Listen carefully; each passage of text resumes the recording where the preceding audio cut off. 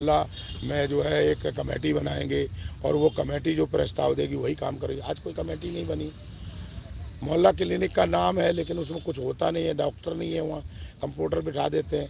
तो ये कोई व्यवस्था नहीं है। आप अगर सुधार मोहल्ला क्लिनिक की जरूरत क्या है? आप स्वास्थ्य का राष्ट्रीयकरण कर दो, आप शिक्षा का राष्ट्रीयकरण कर दो, सबका इलाज उसी में होगा। राष्ट्रीयकरण से क्या मतलब है सर? राष्ट्रीयकरण का मतलब ये है कि अमीर और गरीब सबका इलाज एक जगह हो।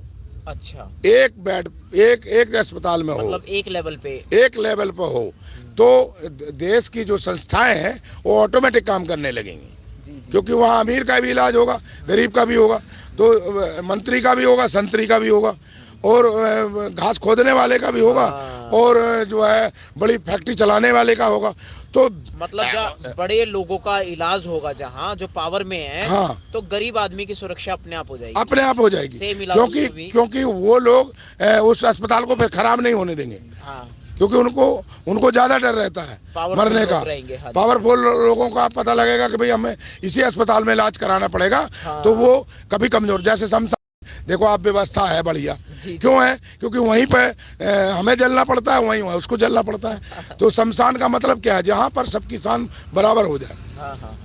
वहाँ पर लकड़ी, टाटा बिरला को लकड़ी से फूका जाएगा, और लकड़ी से मुझे फूका जाएगा। सही बात है, सभी को। आप गाँव में गोसे से फूंक देते हैं, और शहरों में थोड़ा जिसके पास पैसा हो गया वो चंदन से फूंक देता है। चंदन की लकड़ी बहुत महंगी है। हाँ। तो है तो लकड़ी ही, और जलेगी ही, और जलने के बाद राख भी होगी। तो इसीलिए शमशान जहाँ पर सबकी शान बराबर है, व्यवस्था यही होनी चाहिए। यही रविदास जी चाहते थे। संत रविदास जी क्या कहते थे? ऐसा चाहूँ राज में जहाँ सबने मिले अन्न है, और सभी समाज रहे प्रसन्न। तो सबको खुशहाली मिलेगी। तो वही तो विषय है देश में। अब एक आदमी फुटपाथ पे सो रहा है, रात को ठंड से मर जा रहा। एक बार मैं किसी को छोड़ने गया बस अड्डे, वहाँ पर एक आदमी जो है ना ठंड से रात को मर गया जीने के नीचे है। उसको कोई देखने वाला नहीं। सवेरे पुलिस को फ़ोन करवाया हम लोगों ने किसी से, वहाँ लोग खड़े थे। हमने कहा भाई ये आदमी मरा पड़ा है, तो उसको भाई इसकी मिट्टी कहीं लगाओ। तो ऐसे सैकड़ों लोग दिल्ली में मरते हैं ठंड से। सही बात। तो ये क्या, ये असमानता ही तो है। इसी चीज़ को तो हम ख़त्म करना चाहते हैं। इसी चीज़ को तो हम, भाई क्यों हुआ ऐसा? क्या उसके माँ बाप नहीं थे जहाँ से वो पैदा हुआ? क्या उसके भाई बहन नहीं होंगे? क्या वो ऐसे ऊपर से फुटपाथ पे पड़ा मर गया है? तो वो क्यों फुटपाथ पे आया है? सही बात। तो ये बहुत सारी चीज़ें हैं।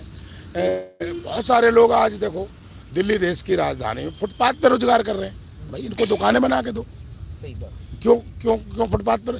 जब अब फुटपाथ पे लोग, बड़े बड़े लोग भी खाना खाते हैं, जो अच्छे संपन्न लोग हैं वो भी फुटपाथ पे खाना खाते हैं। क्यों खाते हैं? और जब उनको यही नहीं समझ में आता है, मानसिक रूप से गुलाम है, कि भाई जब गाड़ियाँ चलती हैं तो धूल उड़ती है, रोडों के कण उड़ते हैं, और उस खाने में वो जाते हैं। टीबी कैंसर कहाँ से बनेगी? वहीं से तो बनती है। सही बात। अब जैसे झुग्गी झोपड़ी है, झुग्गी झोपड़ी में गंदगी फैला रखी है, और वहाँ से वही महिला तो उनके घरों में बर्तन मांजने जाती है। तो यदि उसके फंगस है या उसके कोई बीमारी लगी हुई है तो कोठी में भी बीमारी जाएगी ना। तो विषय सोचने का है कि भाई यदि गरीबी, पड़ोस में झुग्गियाँ बनी हैं, सैकड़ों झुग्गियाँ बनी हैं, उनको पास मकान नहीं है, उनके पास साफ सुथरा घर नहीं है और वो लोग बड़े लोगों के घर में गाड़ी चलाते हैं, और उसमें करोड़पति आदमी, अरबपति आदमी चल रहा है, फैक्ट्री मालिक चल रहा है। तो यदि ड्राइवर को टीबी है या कोई फ्लू की बीमारी है तो वो उसको भी तो लगेगी, नहीं लगेगी? तो ये इस तरह की सोच रखने वाले नेता चाहिए देश को।